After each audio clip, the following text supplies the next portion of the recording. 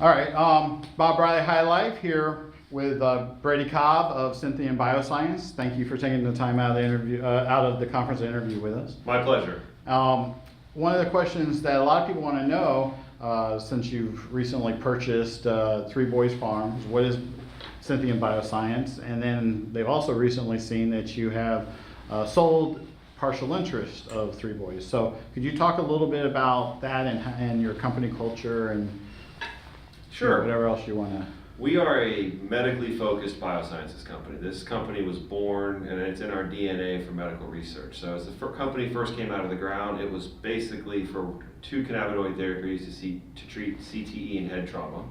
We did a partnership and a study with the University of Miami, got them a DEA license, funded it with AFRIA to the tune of about $16 million.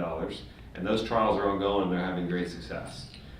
We then looked at Latin America as a very interesting marketplace. As Jose from Knox talked about today on our panel, it's a great opportunity in some of these Latin American countries that don't have the Schedule I problem to actually be able to conduct much larger scale research. So we then pivoted into Latin America. We went into Colombia, Argentina, Brazil, and then in Jamaica. We operated there. We got the first shipments going for clinical trials in various different hospitals. We then took a pivot, sold those assets to AFRIA, and made an exclusive focus on the United States and Europe. Our first asset in the United States was Three Boys Farms, which is one of the MMTC licenses in the state of Florida.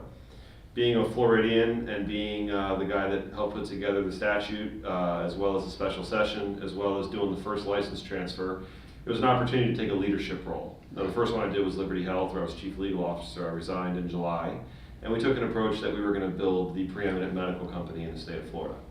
You look at our medical team. What really drew us to Three Boys, because they weren't the only opportunity for an investment, was Dr. Gerdeman, who's a world-renowned speaker at a multitude of international conferences on cannabinoid research and cannabinoid therapies. You looked at Dr. Ramos, who is the chair, Sanchez Ramos, who's the chair of neurology department at the University of South Florida. Ongoing clinical trials, at least 3 or 4 involving cannabis and CBD.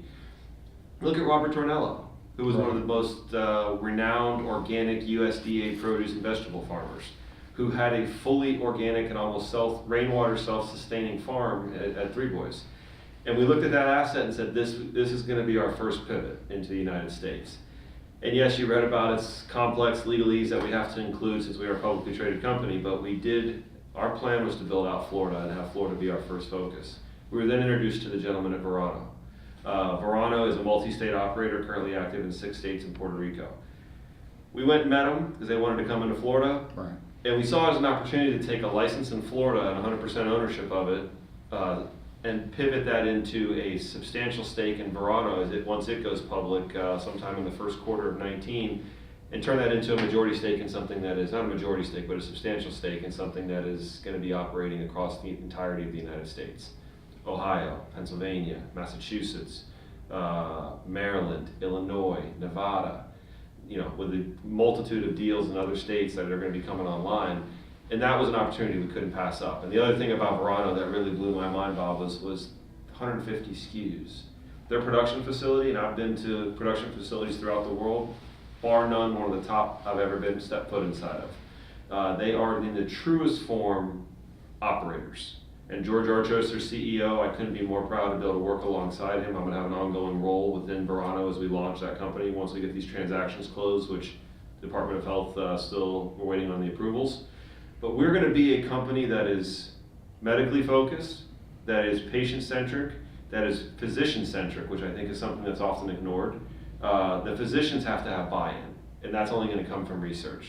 And what drew me to Verano, aside from their cultivation prowess and aside from their Zen Leaf retail experience, which is to me better than a MedMen, which is the Apple Store of weed as they proclaim. To me, the Zen Leaf experience was something that they run a tremendous dispensary, but where they're really interested in is they've been doing their own anecdotal research from day one.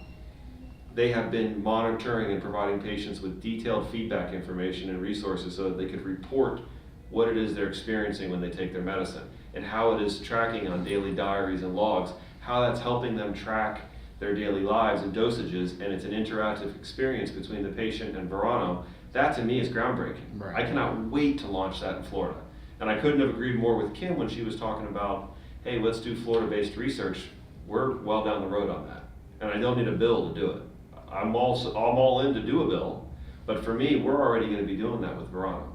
So we're looking to build a culture of people that really want to be involved in this space, people that believe in it as medicine, and people that want the opportunity to not just go for an adult use play, but to go for something that's going to change people's lives on a consistent basis as medicine.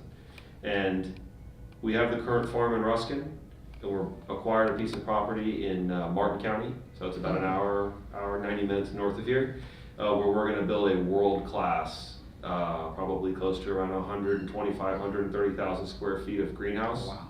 And then another 60,000 square foot double stack indoor grow, and probably a 25 to 30,000 square foot processing facility. It's going to be world class. We're going to take what Verano has in their various other states and put it right here in South Central Florida. And we're looking forward to the opportunity. I graduated from high school in Martin County, so I'm looking forward to the opportunity to taking that back to Martin County and utilizing the surrounding resources and Right. building a truly Florida-based organic company that is going to be a market leader. I commend my competitors, but we're really looking forward to making a big splash in the state of Florida. That's amazing. So can you talk about a little bit more about Verano and like where they're doing research and what expressively they're doing the research in? Yeah, what they're doing is, as a patient comes in for the patient experience and gets a prescription from a physician, they are provided with tracking materials for them to fill out and actually track, this was my dose, this is my condition, and this is how I felt on a daily, weekly, monthly basis. And then they report that back to Verano, and the physician team and the research team at Verano actually aggregates that data so they can track and see, for this condition state, this strain was prescribed, and this was how it worked through a period of time, and this is what the titration up had to be able to meet the needs. So it's not a peer-reviewed double-blind placebo yet, but it's a heck of a good head start to see what works versus what doesn't work. So basically you can go in there, say I'm going in there with cancer, for colon cancer or lung cancer, and you can say, hey, you know, what can you prescribe to me or recommend to me to be able to use cannabis? You're able to actually start them off probably at a closer dosage of where it actually helped them. Correct. And that's the ultimate goal. We want the patient, you know, a large part of this is education for the patient. They don't know, the average age in patient in Florida is probably somewhere right between 50 and 53. They haven't used or utilized cannabis in a long period of time. Usually they don't understand the advancements in cannabis, you know, that it's not just buy some flour and roll it up. There's creams, topicals, pills, vape. So part of the education process that's really important to us is, hey, this is what's available. This is what we think you will potentially work based on what other patients have reported. But again, as I said, and I couldn't agree with Kim more, we love having actual patients as employees. Because if someone's an epileptic, has an epileptic condition, and something's working for them, when they come in, they can say, this works for me. And also anecdotally, our research has shown based on patient interactions that this works for them. So let's start you here. So we're nowhere near the science of knowing exactly how it's going to work, but we've narrowed the playing field substantially. That gets ultimately the patient to the desired dose and product much faster than if they walked in somewhere else that didn't conduct that same type of patient review. And used a bud tender instead. Yeah, you know, for us, it's we have our dispensaries are 50% sales and 50% education, and we don't just want patients in there. I want physicians in there getting educated. It is truly going to be an experience as we're rolling them out, where it's going to be as much about learning as it is about buying. Because right now, Florida's market, we're not in Vegas, we are not in California, we are not in Oregon, we are not in Washington. They're 10 years ahead of us. We need to educate the Florida's patients, you know, the 55-year-old, you know, worker, a factory worker that has arthritis, the athletes that are suffering from a myriad of conditions, the people that are getting through the older stages of their life, which is a large part of our population, the senior population, we're the largest senior population in North America, on educating them, and more importantly their physicians, that it's safe, it's cost effective, and it's something with limited side effects that can provide a tremendous amount of relief. As that happens organically, you're going to see the market start to shift and become even more robust, and that's what we're counting on. Awesome. I want to pivot slightly to CBD. Sure. CBD is under the state of Florida, the whole plant is considered cannabis. So technically, the way I read the law is CBD is illegal in the state of Florida unless you're a license holder. as a license holder, you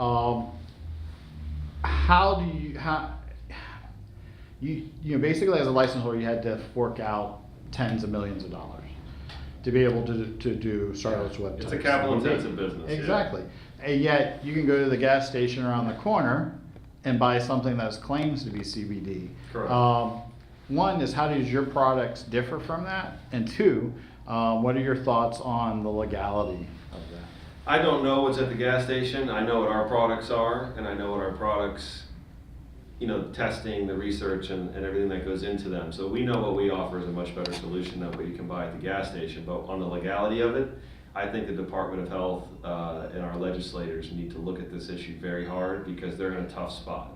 You're going to you know, we're looking at a Hemp Farming Act passing, and I've been working extensively with Mitch McConnell's office on that.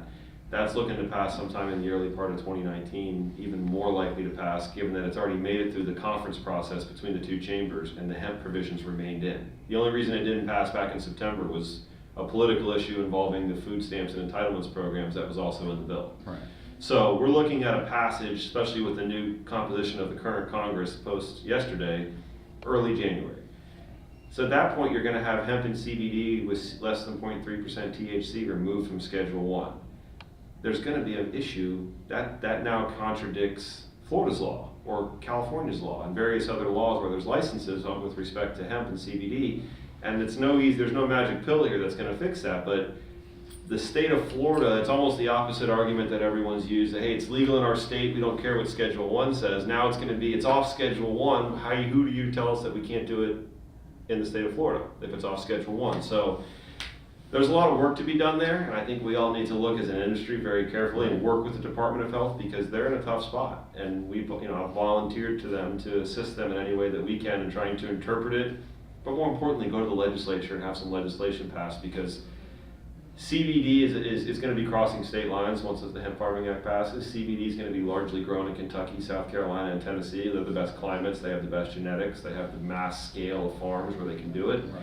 It's going to be processed somewhere near there, and then it's going to end up in the state of Florida. It's already here, as you noted. So we do need to address how to fix it, because it's not going anywhere. I think it's going to be one of the largest marketplaces in the world, the CBD marketplace, as more and more research is being able to show what it can do. So it's a tough question, but I think we need to look and find the tough answers. Right. Department of Health made flower illegal in the state of Florida. What are your thoughts on, do you support flower? The legislature said that flower was not allowed, smokable marijuana was not allowed. And I think the Department of Health has been in the tough spot under Christian Backs and now Courtney Coppola of having to enforce that. I think there needs to be legislative change on that, because I truly believe it is something that potentially should be available for Florida's patients. But the Department of Health just can't do it. Market actors just can't start selling it because they think it needs to happen. We're all constrained by the same regulations. We're not the only industry that's dealing with outdated regulations or regulations that maybe shouldn't be there. But the Department of Health's hands, to their credit, they were tied by the bill when it went, you know, the Senate bill when it passed. So we do need to go back in this session as one of the things to look at, aside from the opiate replacement bills. There's other issues within the legislation. Reciprocity too. Yeah, reciprocity needs to be enhanced. There's other issues that need to be addressed as an industry, and that is certainly one of them. Well, I wanted to thank you for taking the time out of the conference to interview with us, Brady Cobb. Thank you. Thanks for having me.